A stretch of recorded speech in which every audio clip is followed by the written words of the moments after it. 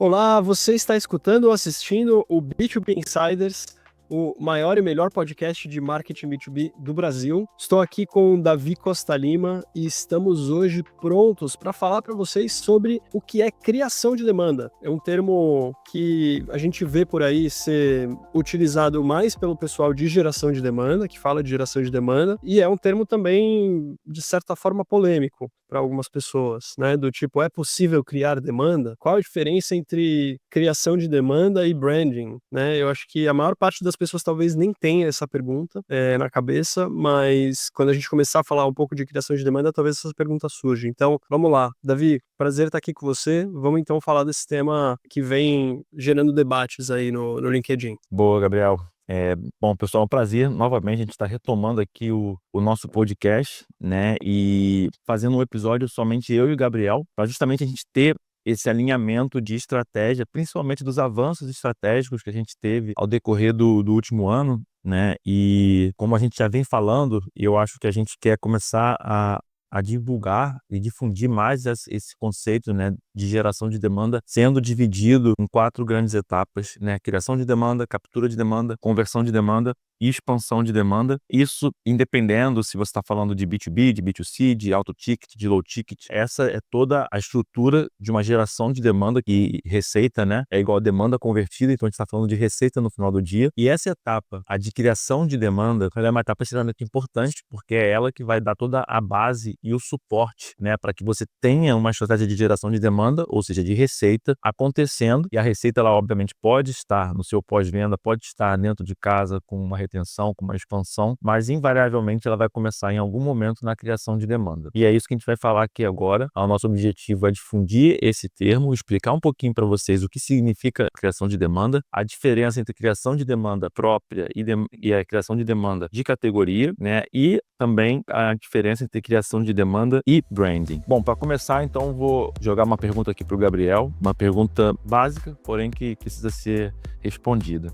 Gabriel, o que é criação de demanda? Bom, vamos lá. Acho que o termo criação de demanda, ele começa já envolto em polêmica quando a gente vê algumas pessoas falarem que não é possível criar uma necessidade artificial, né? Como que você cria demanda se você não pode fazer com que uma pessoa ou uma empresa simplesmente demande algo, queira algo do nada, né? E óbvio, você não vai. O exemplo que eu sempre dou é: você não vai fazer um homem comprar um absorvente para si próprio, né? Você pode até, acho que eu não lembro de ver isso em algum momento, mas assim, você pode até fazer o homem ir lá numa farmácia e comprar um absorvente para alguém, mas assim, ele não vai ter essa necessidade, você não vai criar essa necessidade artificialmente. Então, criação de demanda não é criar uma necessidade artificial. Então, você não cria a necessidade, você ocupa espaço na cabeça do seu público, dentro de determinada categoria ou com uma solução para determinado problema, mas para isso você precisa identificar primeiro uma necessidade. Você precisa identificar uma dor existente de mercado. E quando você identifica essa dor de mercado e você tem uma solução que resolve essa dor, você precisa fazer com que a sua marca seja vista como relevante. Você precisa educar esse mercado e posicionar a sua solução. E lembrando que posicionamento, na verdade, é como você está posicionado dentro da cabeça do seu cliente, do seu consumidor. O conceito de posicionamento não é sobre você, é sobre como você é percebido, né? Então, criação de demanda tem tudo a ver com posicionamento. É você, de fato, conseguir ter um posicionamento positivo e relevante dentro da cabeça do seu consumidor, do seu cliente. Se você conseguiu, através de todo um trabalho de comunicação, de todo um trabalho de distribuição, você conseguiu com tudo isso criar uma percepção positiva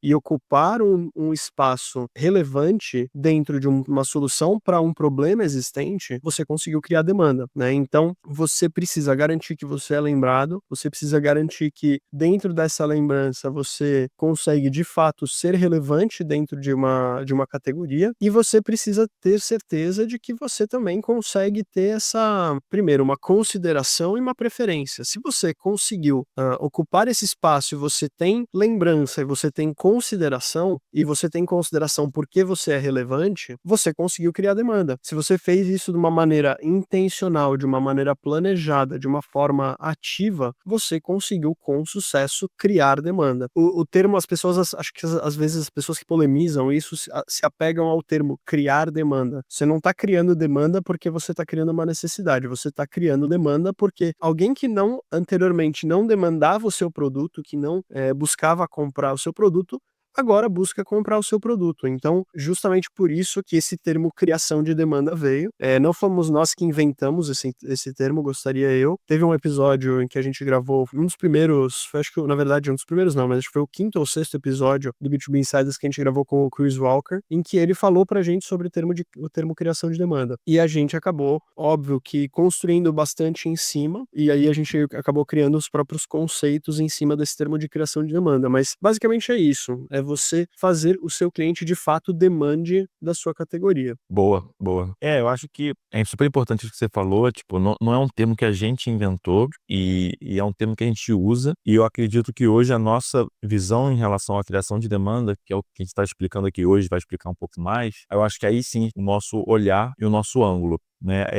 Se fosse para a gente criar, inclusive, o nome, eu acho que talvez se atendo à parte literal, não seria realmente uma criação de demanda, seria algo como uma provocação de demanda, uma fomentação de uma demanda, partindo de um pressuposto que a demanda já existe. Aí te convido também que quem polemiza é a pessoa que fica ali pensando, é um pouco preciosista em relação ao pensamento. E aí tem um ponto que eu acho que é super importante para você que está ouvindo e que trabalha com marketing ou que está numa operação talvez um pouco mais early stage ou não, que assim, existem fundamentos em níveis de maturidade de negócio que eles supostamente já trabalham a ideia da demanda existir ou não, né? Então assim, você tem o fit de problema, né? Você tem o problem market fit, né? Então primeiro você tem que entender se o problema realmente está ali, né? Se aquele problema ele existe ou não. A partir do momento que você tem o problem market fit, você vai justamente para o product market fit. Então você vai justamente validar se o seu produto ele vai solucionar aquele problema que você já validou a existência. E a partir do momento que você tem um fit entre, né, o seu produto, né, e o mercado, ou seja, o problema que você identificou previamente, você vai justamente para o go-to-market fit, que é justamente a ideia de escalar. Então, esses conceitos, eles são imutáveis, assim. Então, a ideia de existe ou não existe uma demanda, o homem ele vai ou não vai comprar um absorvente, cara, isso está lá na primeira etapa. Então, se você não conseguiu validar isso, eu acho que a sua estratégia de geração de demanda, ela nem vai chegar a existir, porque você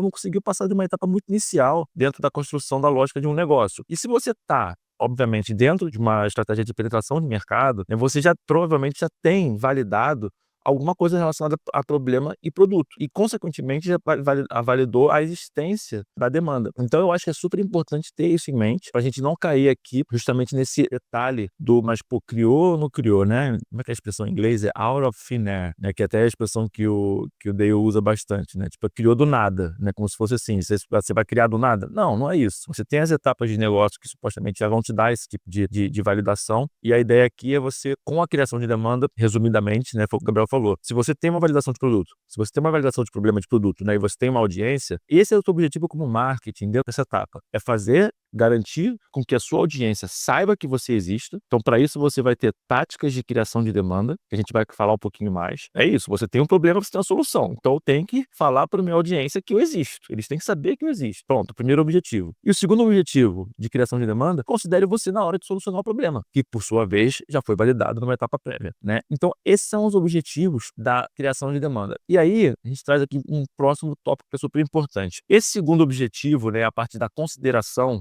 fazer com que a audiência considere a sua marca, a sua empresa na hora de solucionar o problema, pode ser confundido com branding, né? Tipo, é trabalhar a marca. E aí, Gabriel, volto para você. Qual que você acha que é a diferença entre criação de demanda e branding, ou a intersecção entre ambas as estratégias? Legal. A gente, quando eu estava discutindo esse tema, a gente chegou nessa pergunta, né? Pô, mas se criação de demanda, ela trabalha para lembrança de marca e para consideração de marca, isso não é branding, né? E aí a gente acabou indo atrás de uma definição, uma das possíveis definições de branding, né? Você vai atrás de definição de branding e você acha trocentas diferentes definições, né? Então, para começar essa discussão, ou para talvez fechar essa discussão, porque eu não acho que ela é tão longa assim, o branding, ele é dentro dessa definição que a gente traz, é um processo de construção, gestão e fortalecimento de uma marca, com o objetivo de criar uma identidade única, relevante e memorável para o público. E aí, gente, eu tô lendo aqui porque é definição mesmo, tá? E é uma definição que a gente acabou chegando, a gente acabou construindo a partir de outras aqui. Então, Se o branding é um processo de construção, gestão e fortalecimento de uma marca para a gente criar uma identidade relevante e memorável, então o objetivo é sim que a marca seja lembrada antes de qualquer coisa. O objetivo é que a marca ela seja distinta, para que você consiga destacar e diferenciar essa marca, para que justamente você considere. Então, será que o branding não seria a mesma coisa que criação de demanda? E aí nossa resposta é não. O branding ele tem sim um papel essencial dentro da criação de demanda. E aí isso quer dizer que você, então, para fazer criação de demanda, você precisa fazer branding? Não, você pode trabalhar a criação de demanda de várias formas, né, com estratégias bem definidas e táticas diferentes, né, e as táticas podem variar muito de uma empresa para outra, sem que a empresa, de fato, faça uma baita de uma construção de marca e etc, e um fortalecimento da marca. A empresa, ela pode criar demanda, né, mas vai ser, obviamente, muito mais difícil. Se você tem um trabalho de branding muito bem definido e muito bem trabalhado, é óbvio que você vai mais rapidamente conseguir criar demanda e vai mais rapidamente conseguir fazer com que essa criação de demanda seja consistente, porque você com o branding vai conseguir facilitar de certa forma todo esse processo da lembrança e da consideração de marca. Mas é muito mais difícil você criar demanda sem fazer branding. Então, como o Davi falou, tem talvez uma intersecção no sentido de branding colaborar para a criação de demanda, mas definitivamente criação de demanda e branding são coisas diferentes. Atuam talvez para os mesmos objetivos. Branding, obviamente, que sendo um pouco mais abrangente do ponto de vista de objetivo, porque o branding ele está em tudo do marketing, né? No final, o branding está dentro do marketing como disciplina, é uma entidade por si só, né? Acho que é mais amplo do que criação de demanda, mas que sim tem um objetivo que está alinhado. Eu acho que quando a gente fica, às vezes, preso, né, nessas definições, elas são um pouco vagas, assim, e eu acho que branding é uma, cara, é uma fortíssima, assim, sabe, tipo, o potencial de alguém se perder tentando explicar ou fazer ou justificar branding tipo, é imenso. E a gente vê isso quase todo dia e toda hora, e as pessoas defendem branding por amor e não trazem uma lógica de negócio por trás. Isso me incomoda um pouco. Então, uma coisa legal que você falou, Gabriel, é tipo, cara, branding é maior do que criação de demanda. E eu te digo por quê, então, né? Qual o objetivo de uma empresa? O objetivo da empresa é crescer, não tem como. Então, assim, não importa qual empresa você está falando. Se a empresa ela está dentro de um cenário que ela visa o lucro, ela tem que crescer. E tem 4 formas de uma empresa crescer. Vai ter gente que vai ficar brava com essa sua. A gente já teve essa discussão uma vez no grupo do Big Insider, as pessoas disseram: "Ah, mas e o propósito e não sei o quê e etc". Então, mas o objetivo da empresa é O objetivo da empresa é o propósito, via e o propósito daquela que pode ser crescer via impacto. E eu acho que pode ser, entendeu? Tipo, o objetivo de uma ONG é crescer, né, mas é crescer via impacto, crescer via eu acho que a discussão lá no Big Insider foi sobre o lucro em si, né. foi sobre o lucro, é.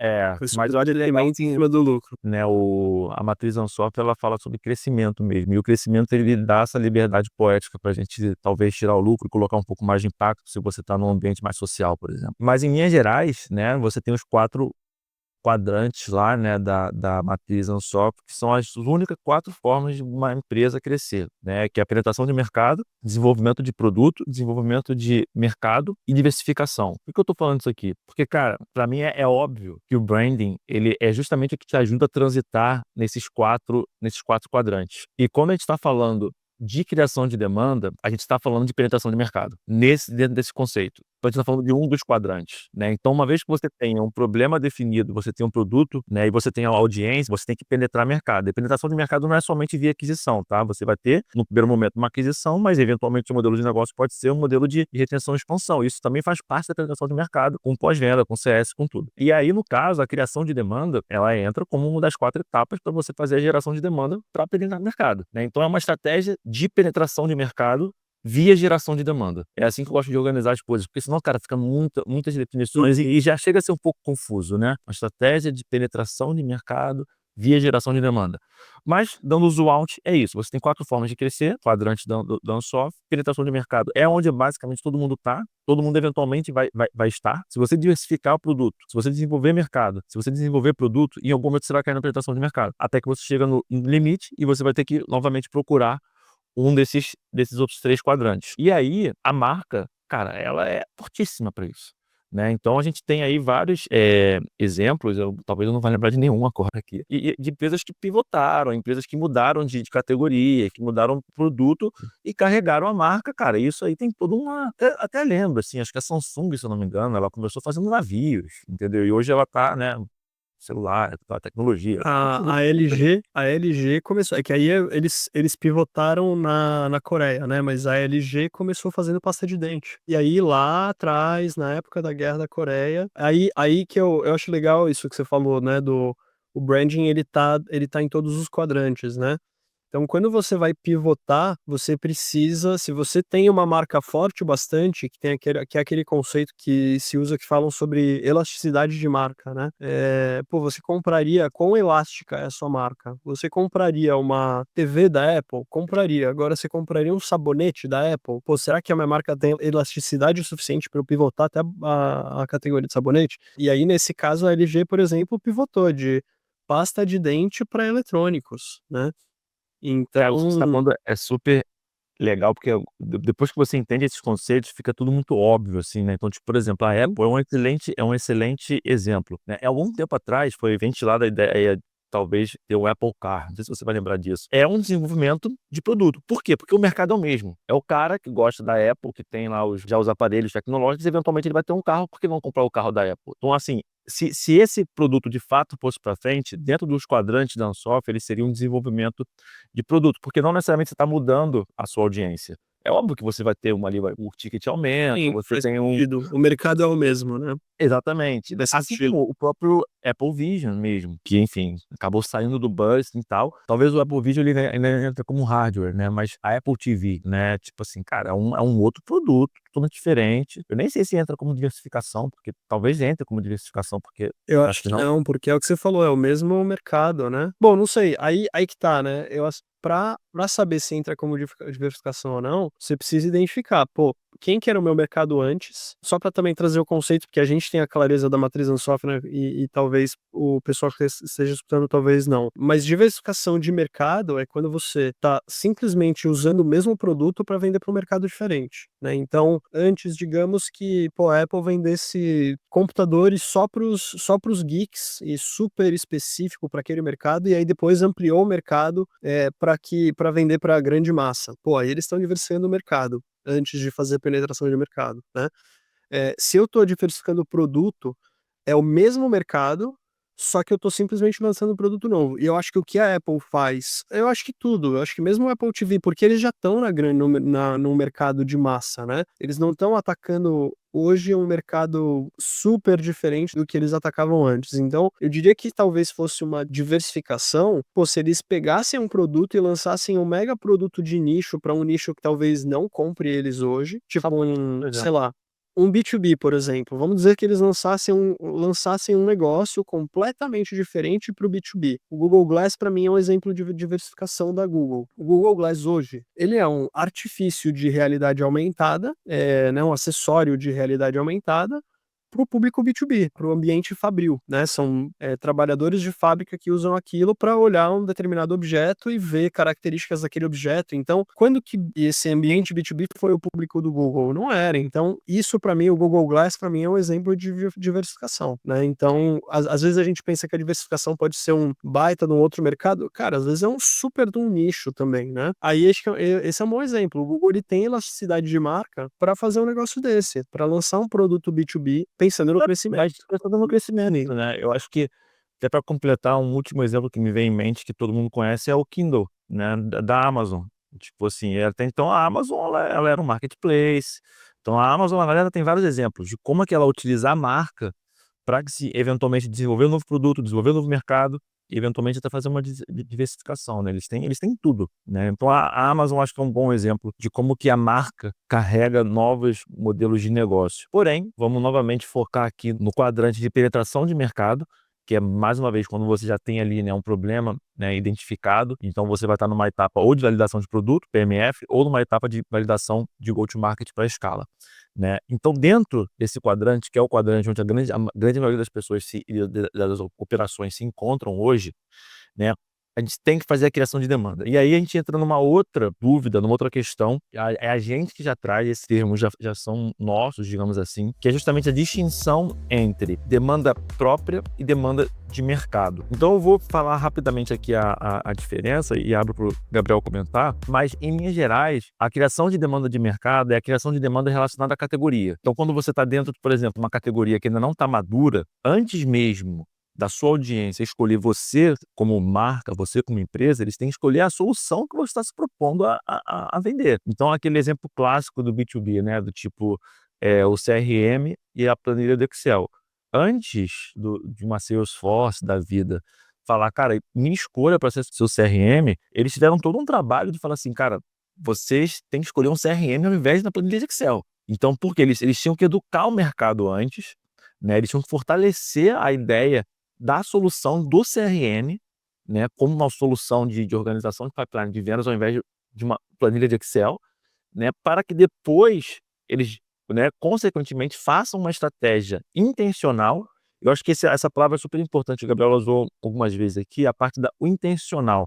E quando você tem intencionalidade, as coisas ficam mais fáceis. Cara, essa tática aqui, ela vai servir, né, para a gente, de forma intencional, amadurecer o mercado em relação à nossa solução. A gente não está aqui falando que a nossa empresa ela é melhor que a empresa A, B, ou C ou D, porque na verdade a probabilidade aqui nesse momento que a gente está é da audiência sair sem nenhuma decisão e continuar com o status quo. Então, primeiro a gente tem que fazer o amadurecimento de mercado, a criação de demanda de mercado, para que a nossa solução seja, né, de fato, a solução escolhida, né, sempre que a audiência for atrás de solucionar os seus problemas. E aí entra a intencionalidade de táticas em relação à criação de demanda própria, onde você vai trabalhar aí sim o porquê que a sua empresa, né, ela é melhor do que os concorrentes. E aí entra justamente a questão do posicionamento e mensagem, que você vai justamente definir, cara, dentro dessa categoria aqui, que já está maduro o suficiente para escolher a nossa categoria, por que eles vão me escolher e não vão escolher um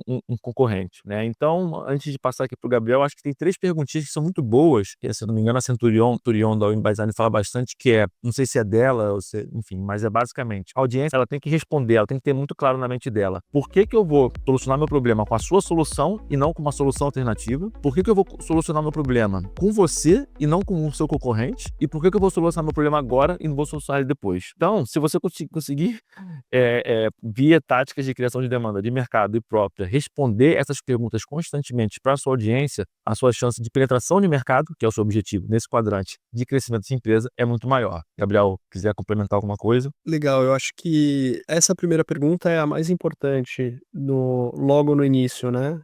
E ela tem a ver com uma das coisas que você falou, que é maturidade de mercado. Outro ótimo exemplo de um mercado de uma categoria que foi criada no Brasil foi a categoria de automação de marketing pelo RD Station. E esse é um ótimo exemplo de, cara, o problema não estava sendo resolvido e o problema talvez nem estivesse identificado ainda, né? A gente está falando do começo dos anos 2010 aí, ou meio aí, talvez, dos anos 2010, né? Que a RD Station tava, desmatando, desbravando o mercado, né? E ensinando para o mercado como era fazer marketing digital com, cara, conteúdo. Depois do conteúdo, como que você faz para você receber essa demanda inbound, uma vez que você criou essa demanda inbound com conteúdo. Então, o RD Station, ele basicamente criou a categoria de automação de marketing no Brasil. E aí, fazendo essa criação de categoria, uma vez que a categoria foi criada por mim, né, eu sou, obviamente,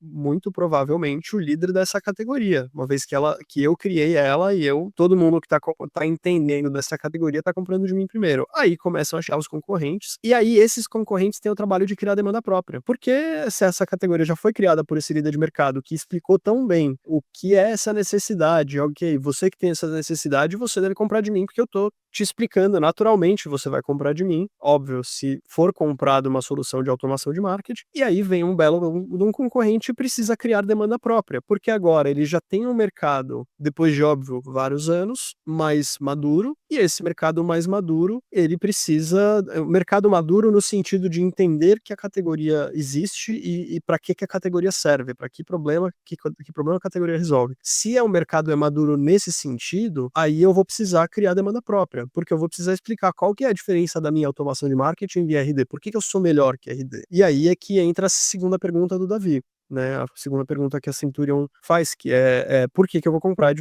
você ao invés do seu concorrente? Então essa diferenciação entre demanda própria e demanda de categoria nada mais é do que você entender se uma categoria ela é madura o bastante. Se você entender isso, você já está pronto para dizer, pô, eu preciso criar demanda própria ou demanda de mercado. E acho que tem uma questão ainda que a cartilha de criação de conteúdo, muitas vezes, faz muitas empresas simplesmente criar conteúdo que está criando demanda de mercado e não criando demanda própria. E aí é que mora o perigo, do ponto de vista tático de criação de conteúdo. Quando as pessoas falam, não, eu preciso criar conteúdo, vai lá e começa a criar conteúdo, começa a escrever no LinkedIn, começa a escrever blog, começa a fazer e-book, começa a fazer webinar, cria um monte de demanda topo de funil de categoria, mas não está criando demanda própria. E muitas vezes essa categoria já é madura o bastante, você não está criando uma categoria nova, só que você não está se diferenciando, e se você não se diferencia, você está simplesmente criando,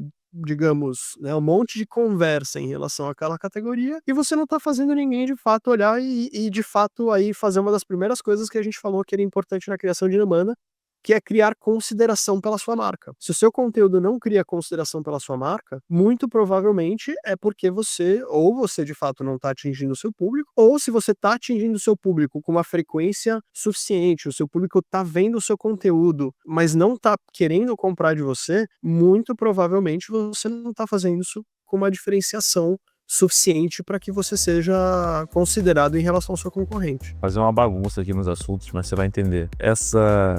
Como posso dizer assim, essa distorção de conceitos, por ironia, ela acaba sendo consequência justamente do processo de educação de categoria que o RD fez, que você acabou de mencionar.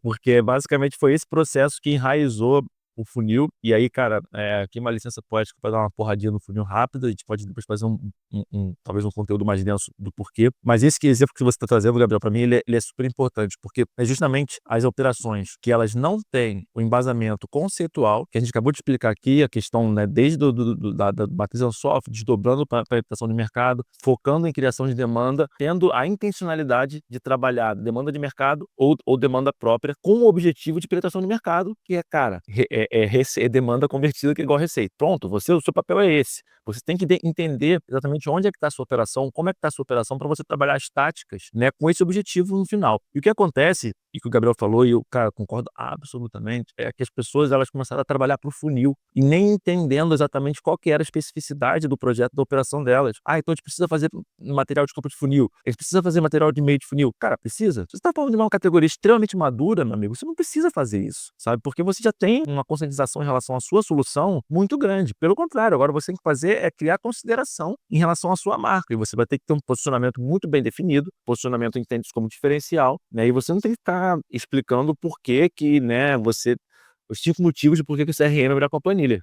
Cara, não adianta, isso aí era o que o nego estava explicando há 15 anos atrás. Então eu acho que o marketing hoje, ele se vê muito refém de táticas, tá? E o funil de marketing, ele é uma tática que, cara, alugou um triplex na mente de todo mundo, e fez com que todo mundo esquecesse quais são de fato os fundamentos, né, de marketing atrelados ao objetivo de negócio, que é o que a gente está tentando trazer aqui. E a consequência de talvez você não ter esse controle estratégico é justamente essa: você vai ficar perdido em nível tático, fazendo conteúdos que no final das contas podem até ficar gerando tráfego para o seu site, e você reporta isso como métrica, pode até ficar gerando lead de baixa intenção, né, o MQL, e você pode ficar reportando isso como métrica, mas não necessariamente está trabalhando para o objetivo da sua operação, que é a penetração de mercado. E às vezes você não tem essa noção, a sua liderança não tem essa noção, a rotatividade nos cargos de marketing existem por conta disso. Então acho que é um pouco dessa grande provocação que a gente traz aqui, né? Enfim, nível tático de conteúdo é excelente. Só voltando um pouquinho, um bom exemplo que me veio em mente aqui são, cara,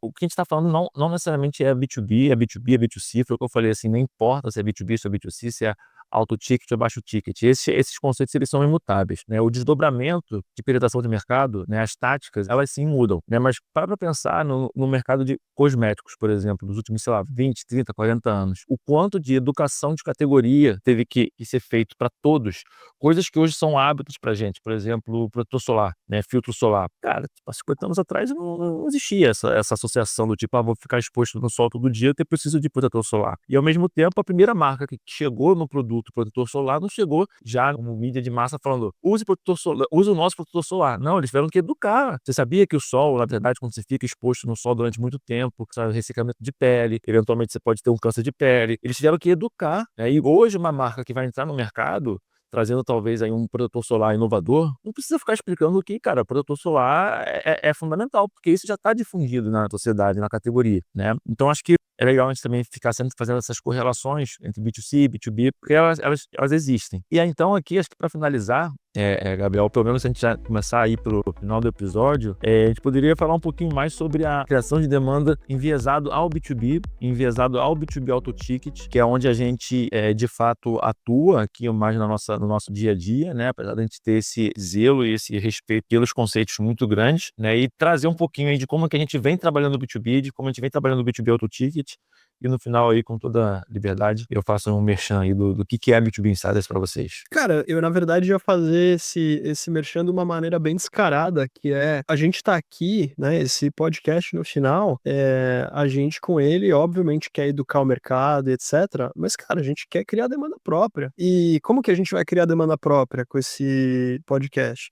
Cara, educando a respeito de todos esses conceitos, mas mostrando que no B2B Auto Ticket, qual que é a grande diferença de criação de demanda no B2B Auto Ticket, né? Você invariavelmente em B2B, B2C, você tem os estágios de consciência, né? Você tem o awareness, né? Você tem a consciência de que uma marca existe, você tem a criação de consideração. Então, ok, eu já vejo que essa categoria existe, agora eu vejo que a sua marca existe dentro dessa categoria e eu estou percebendo como uma possível solução. E aí depois você tem a intenção de compra, que é o momento em que de fato eu elejo a sua marca como a minha preferida para resolver este problema, né? Então, essas etapas, elas existem no B2B e no B2C. Qual que é a diferença que tem a ver com o funil que o Davi estava falando? No B2B Auto Ticket, essa jornada não é linear. Aliás, no B2C também não é linear, mas no B2B Auto Ticket é menos linear ainda, porque você tem muito mais pontos de contato em cada uma dessas etapas. Você tem muito mais gente dentro de um comitê de compra para impactar, e essas pessoas vão cada uma ter a sua própria jornada de consciência, e justamente por não ser linear, por ter várias pessoas envolvidas, vai ser uma bagunça, vai ser uma ida e vinda de consciência, de consideração, de intenção, que muitas vezes a empresa, uma pessoa lá dentro, um champion, né, que está liderando, levando a sua marca para dentro de uma empresa, pode ter intenção, de repente não tem mais intenção, porque aquela iniciativa talvez não é a mais importante dentro da empresa, de repente perdeu prioridade, perdeu verba, e assim por diante. Então, essa ida e vinda acontece. Por não ser um funil linear, é necessário trabalhar com uma metodologia que faz tudo isso de uma forma, sabendo que isso não é linear. Uma metodologia que de fato faça isso de uma forma que considere essa jornada de forma não linear e que leve isso em conta na hora de montar a estratégia e de montar a tática. E aí é que entra a metodologia do B2B Insiders, que aí, Davi, passo a bola para você. Boa. Então, explicando um pouquinho aqui da nossa metodologia, a base teórica é basicamente o que a gente acabou de explicar aqui, tá? A gente precisa penetrar mercado, né? A gente, vocês, todo mundo, uma empresa B2C, mas dentro do mercado B2B, Auto Ticket especialmente, você tem essas particularidades que o Gabriel mencionou. Isso, naturalmente, faz com que o ciclo de vendas ele seja alongado e tenha muito mais etapas. A ideia de você ter um ticket mais elevado também traz um risco mais elevado para essa compra. Isso aí daria um outro episódio só para falar sobre isso. Mas o ponto é que o risco ele é tão elevado que você vai precisar de uma equipe de vendas para fazer a captura e a conversão de demanda. Do contrário, você basicamente só colocava um checkout lá no site, né, contrate aí minha consultoria sei lá, de 500 mil, cara, só clicar aqui. Não vai acontecer, porque é um valor muito elevado, é um risco muito elevado, o cara vai ter várias dúvidas, ele vai precisar conversar com várias pessoas antes de fazer aquela decisão. Então, você tem, dando um passo para trás, né, dentro da parte de aquisição de novas contas para o B2B, você tem na geração de demanda, criação de demanda, captura de demanda e conversão de demanda, né? A quarta etapa de geração de demanda, que é a expansão de demanda, ela já é pós-venda. Dentro dessas etapas, criação, captura e conversão, você vai ter várias táticas, né? Então, dentro de criação de demanda, você vai ter diversas táticas. Podcast, como a gente está fazendo aqui agora, por exemplo, newsletter, social selling, utilizando as redes sociais, social ads, conteúdo no blog, enfim, você tem várias formas, várias táticas. Captura de demanda, você também vai ter várias táticas, né? Basicamente, você vai ter o outbound frio, outbound aquecido, né? Você pode fazer uma geração de lead também, dependendo. Então, você também vai ter várias táticas. E na conversão de demanda, já é mais ali as etapas de pipeline mesmo, de relacionamento, né? O ponto é, cada uma dessas táticas, elas vão ter os seus respectivos KPIs, né? E aqui é um ponto de atenção super importante. E não consegue traquear tudo da mesma maneira. Os KPIs de um podcast, por exemplo, eles são muito mais difíceis de serem traqueados do que os KPIs de uma ação dentro do LinkedIn. E aí entra a nossa metodologia. A gente trabalha com B2B, a gente trabalha com B2B auto ticket, né? E se o seu ICP está dentro do LinkedIn, a gente consegue ter uma noção em nível de KPIs, em nível de indicadores, muito granular. Então a gente consegue. Por quê? Porque o LinkedIn, hoje, ele é uma ferramenta no-brainer, assim, para B2B. Porque ao mesmo tempo que ele é uma ferramenta de dados, ele é uma base de dados, ele é uma ferramenta de mídia. Então ele consegue unir duas coisas super importantes, que é, cara, eu tenho a informação e eu te dou a chance de você impactar as pessoas com essa dessa informação. Eu tenho os dados e te dou a chance de impactar essas pessoas. Então, a gente consegue saber o tamanho de mercado, a gente consegue saber a frequência, a gente consegue saber o tamanho da audiência. Então, todas essas são indicadores de criação de demanda que a gente trabalha na nossa metodologia, né? Então, quando você consegue medir a frequência em cima daquela audiência, quando você consegue medir o engajamento, você já consegue trazer uma camada de consideração, né? Se você tem, por exemplo, um website ou visitor tracking, né, que é uma ferramenta que identifica quais são as empresas que estão entrando no seu site, né? Você já consegue trazer uma camada de intenção. Então você começa a ter uma operação de criação de demanda muito mais robusta para você apresentar internamente qual que está sendo de fato a sua evolução na penetração de mercado nesse aspecto. E aí você vai justamente para um segundo momento, que é um segundo desafio, que é o desafio de captura de demanda. Agora que eu já trabalhei e eu sei via dados, né, que aquelas empresas sabem que eu existo, aquelas empresas me consideram porque existe engajamento, existe intenção, né? Agora a minha ideia é iniciar um relacionamento com eles. Aí entra justamente a ideia de captura de demanda. E aí só tem duas formas de capturar a demanda: ou é o inbound ou é outbound. Quanto maior o ticket, mais outbound vai ser, quanto menor o ticket, mais inbound vai ser. Bom, eu não vou me alongar muito mais aqui, porque senão eu vou ficar até amanhã explicando, quase como se fosse um pitch de vendas, e não é essa a ideia. Mas é um convite que eu quero fazer aqui agora, antes de passar para o Gabriel. A B2B Insiders hoje, a gente tem nós temos 3 linhas, né? A primeira é, cara, essa educação de mercado, que a gente faz de forma gratuita, a gente faz porque a gente gosta e, na verdade, porque a gente aprende pra caramba, tendo que organizar essas ideias para passar aqui para vocês. O segundo é, a gente tem uma comunidade, tá? Essa comunidade, ela não é enviesada para o B2B Auto Ticket, ela é enviesada para o B2B e até um pouquinho para o B2C também, porque a gente traz muito da parte conceitual, né? Então é uma comunidade com curso, com uma formação, né? A gente tem ali na primeira parte todos os fundamentos estratégicos e conceituais de marketing. Então tudo que a gente explicou aqui hoje, matriz Ansoff, penetração de mercado, toda essa ideia de criação, captura, conversão de demanda, geração de demanda, né, como um todo, a gente explica isso conceitualmente dentro do curso, que também tem uma comunidade fechada, tá? Com vários profissionais de marketing, a maioria acaba sendo marketing B2B, né? Então a gente convida você a participar dessa comunidade, caso você queira se aprofundar nesses conceitos de uma forma prática, que vai te fazer de fato chegar numa reunião, chegar numa operação e falar: galera, vamos organizar a casa aqui, a gente está fazendo isso aqui por causa disso, isso aqui por causa daquilo. Então essa é a nossa proposta, porque era uma dor de mercado que a gente identificava e a gente acabou vivendo um pouco. E se você E está ainda dentro... tem mais uma outra coisa dentro dessa comunidade, que são a cada 2 semanas as mentorias comigo e com o Davi diretamente. Então, Exatamente. a cada 2 semanas, quinzenalmente, a gente faz sessões de mentoria com o pessoal da comunidade, e essas mentorias são para a gente falar de temas que são escolhidos pela comunidade e para tirar dúvidas, e dúvidas sobre as operações. Muitas vezes a gente, numa sessão de mentoria, acaba vindo uma dúvida de uma pessoa de uma operação, e a gente discute o caso daquela pessoa, daquela operação, durante meia hora às vezes, né? Então, são discussões bem, e outras pessoas da comunidade também aportam na discussão, né? Não somos só eu e o Davi, e esse fator da comunidade junto com a gente, construir as ideias, é muito incrível mesmo. Então, só queria fazer esse disclaimer, porque a mentoria quinzenal é um negócio que é muito legal dentro da formação. Não, eu esqueci de falar isso e, na verdade, é uma das coisas realmente que tem mais peso. Eu sempre que eu faço alguma coisa errada, assim, na hora de vender alguma coisa, eu falo: "Eu sou de marketing, não sou de vendas", mas é verdade, isso tem um peso fundamental. E é isso, a gente convida vocês a participarem da comunidade e participar das mentorias quinzenais. A gente também tem o nosso, modelo de consultoria hands-on, a gente de fato vai na operação, mas aí é somente para empresas que são, obviamente, B2B, né, que B2B Auto Ticket, aí B2B Auto Ticket entenda assim, um ACV, né, um valor anual de contrato acima de 50.000 pelo menos ano, né, uma recorrência anual, e que tenha o ICP dentro do LinkedIn. Se você tem uma operação, né, que preenche esses pré-requisitos, se você quer implementar a nossa metodologia, a gente também consegue fazer algo nessa linha, mais on demand, só que é um pouco mais específico. O nosso CP acaba mudando um pouquinho, é um pouco mais nichado nesse aspecto. Então a gente tem a comunidade e a consultoria, e se você não tiver nenhum desses dois momentos, a gente convida vocês a continuar acompanhando a gente nas redes sociais, no nosso podcast, né, e é isso. Então eu aproveito aqui também já me despedindo aqui, passo a palavra para o Gabriel também passar as suas palavras finais, mas obrigado aí por estarem até o final desse episódio com a gente. Obrigado, pessoal. Obrigado por escutarem a gente. Sigam o B2B Insiders no LinkedIn. Sigam Davi Costa Lima e Gabriel Barbosa no LinkedIn. A gente está sempre falando mais sobre marketing B2B, sobre todos os temas que envolvem aí o marketing B2B. E até a próxima.